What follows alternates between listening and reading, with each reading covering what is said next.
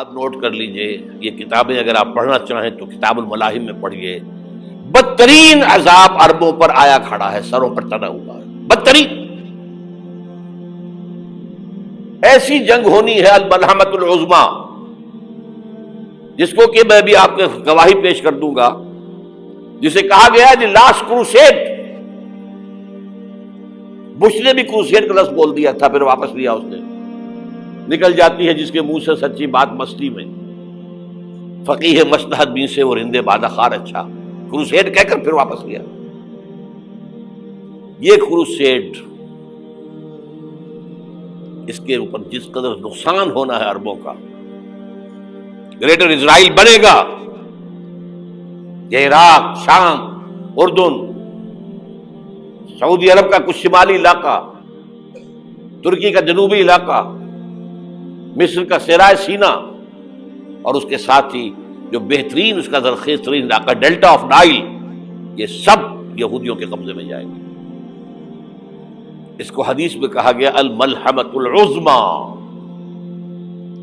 عیسائی 80 علم لے کر ہے مسلمانوں تم پر حملہ آور ہوں گے، اور ہر علم کے نیچے 12,000 فوج ہوگی، 9.5 لاکھ فوج. یہ نیٹو کی تیاری کس کے لیے ہو رہی ہے؟ جب یو ایس ایس آر کا خاتمہ ہوا تو پوچھا گیا تھا نیٹو چیف سے، اب کس لیے؟ تمہارا وہ دشمن تو ختم ہو گیا، اب ہمیں اسلامک فنڈامنٹلزم سے نمٹنا ہے. وہ جانتے ہیں خطرہ یہی ہے، اب اسلام ابھر سکتا ہے. مسلمانوں کے سینوں کے اندر وہ آگ ہے، اوپر خاکستر آ گیا ہے، تمہیں اٹھانا بیٹھنا، یہ اندر تو انگارہ ہے، اوپر سے راکھ ہے، اس سے دھوکہ نہ کھا جانا ان کے دلوں کے اندر. اور بش نے کہا تھا مسلمان چاہتے ہیں کہ ہسپانیہ سے لے کر انڈونیشیا تک نظام خلافت قائم کریں. اور میں حیران ہوا تھا کہ اس کمبخت کو ہسپانیہ کا خیال کیسے آ گیا. ہمیں تو کبھی آتا ہی نہیں، اب ہم تو بھول گئے. وہ تو 500 برس پرانی بات ہے، جبکہ وہاں سے ہمیں نکال دیا گیا تھا.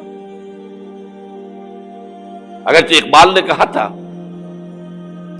ہے ارض فلسطین پہ یہودی کا اگر حق، ہسپانیہ پر حق نہیں کیوں اہل عرب کا. ہسپانیہ میں تو 800 سال حکومت کی مسلمانوں نے، اور ابھی 500 برس سے گزرے ہیں نا. یہودی تو ارض مقدس سے 2000 سال نکالے گئے، انہیں لا کے آباد کیا گیا، عربوں کے سینے میں خنجر بھونک دیا گیا. وہ چھوٹا سا ملک جو چاہتا کرتا، کوئی پوچھنے والا نہیں. امریکہ جیسے اپنے بیٹے کی حفاظت کرے ویسے کرتا اس کی. اور حضور نے فرمایا ہے وہ جنگ جب ہوگی تو ایک باپ کے اگر 100 بیٹے ہوں گے تو 99 ختم ہو جائیں گے، ایک بچے گا. یہ حدیث ہے، حدیث ہے صحیح.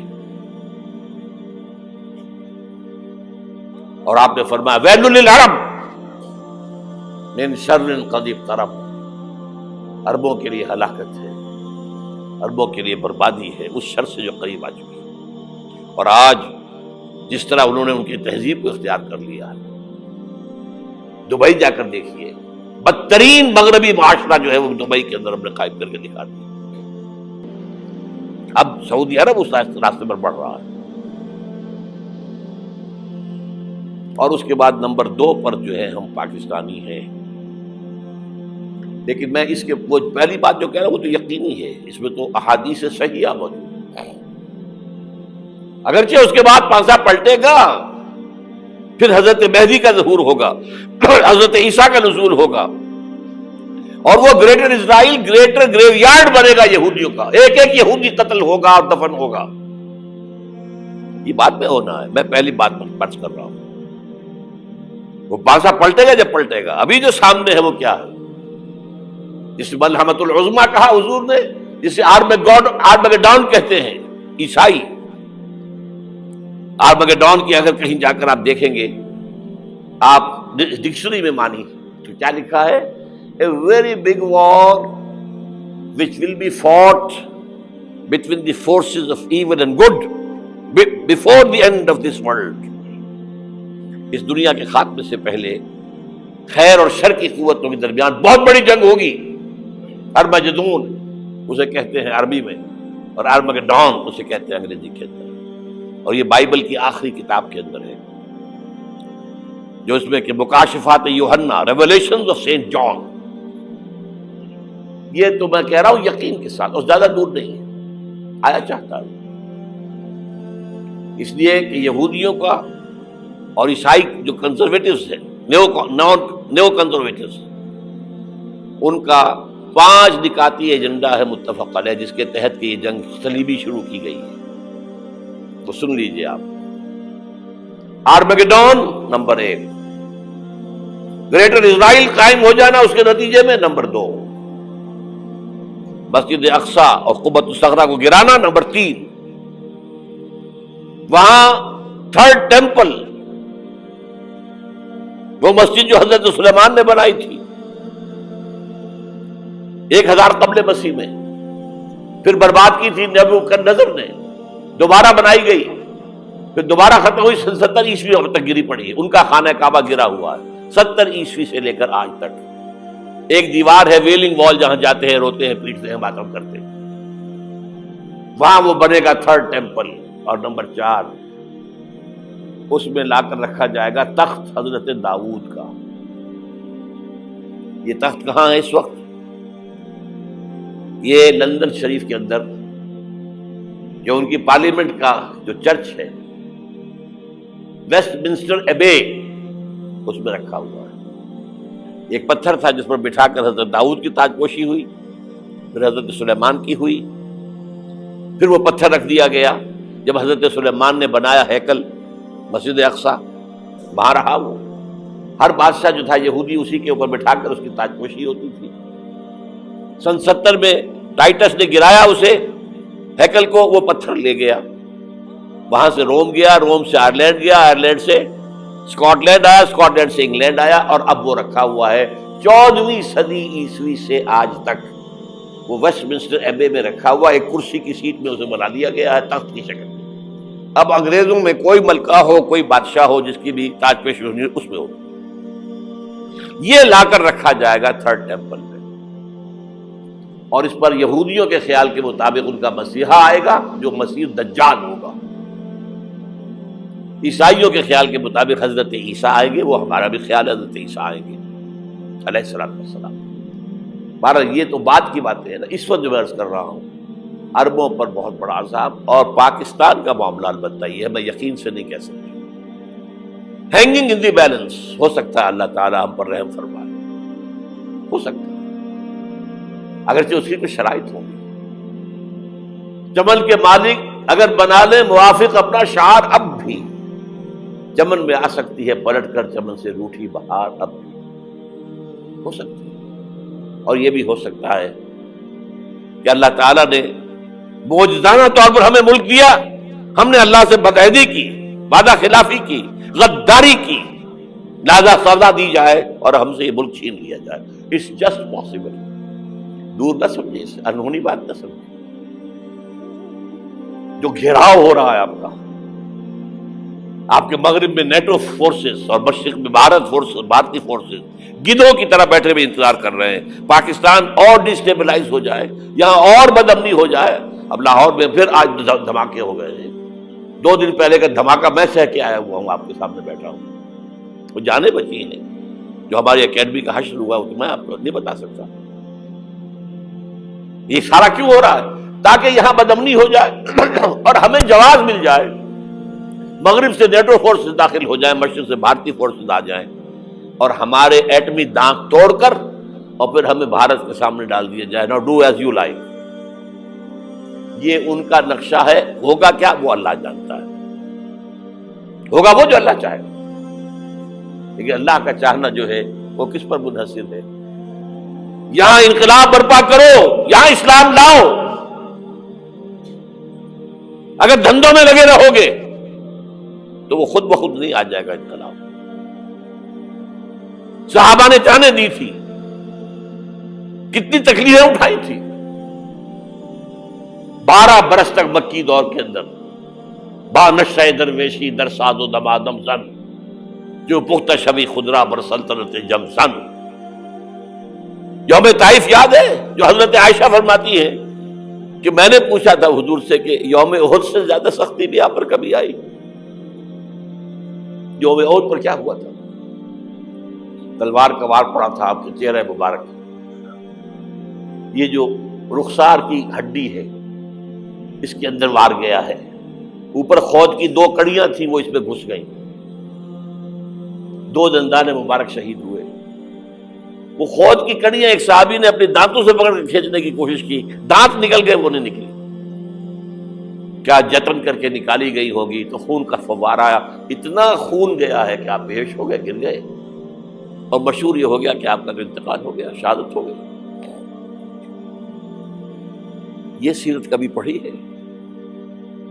حضرت عائشہ کے ہوش کا تو یہی دور تھا نا، یوم طائف میں تو آپ کی کیا تھی، بچی تھی، انہیں کیا پتا کیا ہو رہا ہے حضور کے ساتھ۔ 3 دن تک حضور مکے کی گلیاں اور وہاں کے اوباش لوگ پتھراؤ کر گئے تھے اس امید میں کہ شاید وہاں کا کوئی سردار ایمان لے آئے، تو یہاں تو ابو طالب بھی فوت ہو گئے، یہی دنیاوی سہارا تھا، خاندانی سہارا تھا ابو طالب کے ذریعے، اور گھر میں ایک دلجوئی کرنے والی رفیقہ حیات تھی، وہ بھی، ان کا بھی انتقال ہو گیا۔ آپ نے کہا یہ عام الحزن ہے، اب تو سب کو طے ہو گیا قریش کو کہ اب جیسے قتل کر دو ان کو، اسی لیے آپ گئے طائف، شاید وہاں کا کوئی بڑا سردار مانے، ایمان لے آئے مجھ پر، تو میں اپنا مرکز ادھر شفٹ کر دوں۔ تینوں سے ملے ہیں، تینوں نے وہ جواب دیے ہیں، نکل جاؤ یہاں سے، میں تمہارے ساتھ بات بھی کرنے کو تیار نہیں۔ اچھا، تمہارے سوا کوئی نہیں ملا تھا اللہ کو نبی بنا کر بھیجنے کے لیے؟ دیکھو جاؤ، میں بات نہیں کرنا چاہتا، ہو سکتا ہے میں بے عزتی کر بیٹھوں، واقعی تم اللہ کے نبی ہو تو میں مارا جاؤں گا، جاؤ جاؤ جاؤ۔ یہ سلوک محبت کے ساتھ ہوا ہے۔ اور پھر چھوکروں کو، اسٹریٹ ارچنز جنہیں آپ کہتے ہیں، اشارہ کیا تھا، خبر لو ان کی، پتھراؤ ہو رہا ہے، ساتھ کوئی ہے ہی نہیں، ایک آدمی صرف، زید ابن حارثہ۔ اب سامنے سے پتھر آ رہے ہیں تو حضرت زید آگے آ جاتے ہیں، ڈھال بنتے ہیں، مجھے لگے پتھر حضور کو لگے، آپ پیچھے سے آ رہے ہیں، چاروں طرف سے تو ڈھال نہیں بن سکتا ایک شخص، جسم لہو لہان، خون جا کر جوتیوں میں جم گیا ہے، جوتی اتر نہیں دی۔ پھر وہاں سے واپسی پر جو دعا مانگی ہے، اللہم الیک اشکو ضعف قوتی وقلت حیلتی وہوانی علی الناس، اے اللہ تیری جناب میں فریاد لے کر آیا ہوں اپنی قوت کی کمی کا، اپنے وسائل کی کمی کا، اور جو ذلت و خواری ہو رہی ہے لوگوں کے سامنے، الا ملتقننی، مجھے کس کے حوالے کر دیا ہے، الا بعیدی یتجہمنی، یہ میرے اوپر ہجوم کر کے آ جائے، حملہ کرے، اور عدو من لگتا امرے، یہ دشمن کے حوالے میرا معاملہ کیا، جو چاہے کر دے وہ۔ لیکن پھر ابدیت غالب آتی ہے، ان لم یکن علی غضبک فلا ابالی، اللہ اگر تو ناراض نہیں ہے تو مجھے کوئی پرواہ نہیں، سر تقسیم خم ہے جو مزاج یاد میں آئے، مجھے اندیشہ یہ ہے کہ تو ناراض تو نہیں ہوئی، یہ تکلیفیں جھیلی ہے۔ سینکڑوں صحابہ نے جانوں کا نذرانہ پیش کیا ہے، احزاب کی جنگ میں فاقوں پر فاقے ہو رہے تھے، اور ان فاقوں کی حالت میں خندق کھودنے کا حکم ملا ہے، لوگوں کی کمریں دوہری ہو رہی ہیں، پتھر باندھے ہیں اپنے پیٹوں سے، اپنی چادروں کے ساتھ کس کر، کمر دوہری نہ ہو جائے۔ اور جب صحابہ کدالیں چلا رہے ہیں تو کیا کہہ رہے ہیں، نحن الذین بایعوا محمدا علی الجہاد ما بقینا ابدا، اللہم لا عیش الا عیش الاخرہ۔ صحابہ کہتے تھے ہم وہ لوگ ہیں جنہوں نے محمد سے بیعت کی ہے کہ جہاد کرتے رہیں گے جب تک جان میں جان نکل جائے تو بات، اور جان ہے، چاہے ابھی بھوک سے کمر دوڑی ہوئی جا رہی، جان تو ہے۔ اور ایک دفعہ کہتے تھے اللہم لا عیش الا عیش الاخرہ، اللہ عیش، زندگی تو آخرت کی زندگی ہے۔ اور حضور فرماتے تھے، حضور کے بیٹھے ہوئے نہیں تھے گاؤں تکیہ لگا کر، پتھر اٹھا اٹھا کر خندق میں سے لے جا کر باہر پھینک رہے تھے۔ جب صحابہ کہتے ہیں اللہم لا عیش الا عیش الآخرہ، حضور فرما رہے ہیں فاغفر الانصار والمہاجرہ، اے اللہ ان انصار اور مہاجرین کی مغفرت فرما دو۔ پھر حضور کی خدمت میں کچھ لوگ آئے، حضور اب یہ فاقہ ناقابل برداشت ہو گیا، دیکھیے ہم نے یہ پتھر باندھے ہوئے اپنے پیٹ کے ساتھ۔ حضور نے کرتا اٹھا کر دکھایا، وہاں 2 پتھر باندھے ہوئے۔ یہ ہے سیرت النبی۔